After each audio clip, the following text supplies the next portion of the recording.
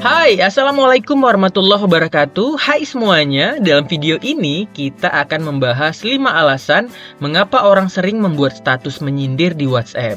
Status menyindir seringkali menjadi topik yang kontroversial di antara orang-orang yang menggunakan WhatsApp. Tetapi sebenarnya ada beberapa alasan mengapa seseorang mungkin memposting status yang menyindir. 1. Ungkapan emosi, ya. Salah satu alasan utama mengapa orang sering membuat status menyindir di WhatsApp adalah karena mereka ingin mengungkapkan emosi yang mereka rasakan.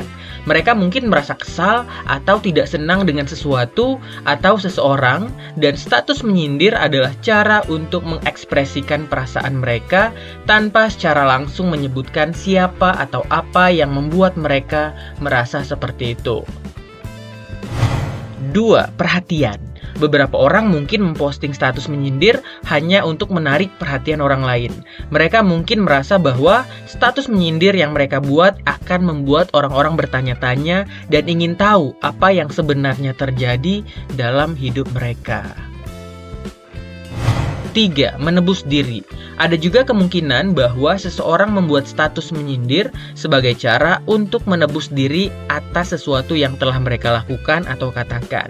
Mereka mungkin merasa bersalah atau tidak nyaman dengan tindakan mereka dan mencoba untuk memperbaiki situasi dengan membuat status menyindir.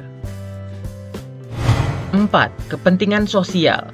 Seringkali, status menyindir dapat dianggap sebagai cara untuk meningkatkan status sosial atau bergaul dengan orang lain. Orang mungkin merasa perlu membuat status menyindir agar dianggap populer atau mendapat perhatian dari teman-teman mereka. 5. Balas dendam.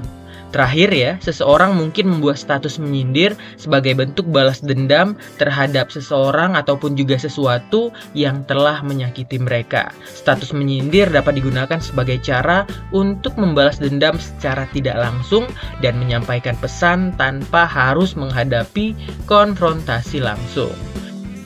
Nah, kesimpulannya, itulah 5 alasan kenapa orang sering membuat status menyindir di WhatsApp. Meskipun status menyindir dapat menghasilkan reaksi yang berbeda dari orang-orang, penting untuk diingat bahwa seseorang mungkin memiliki alasan sendiri untuk membuat status seperti itu.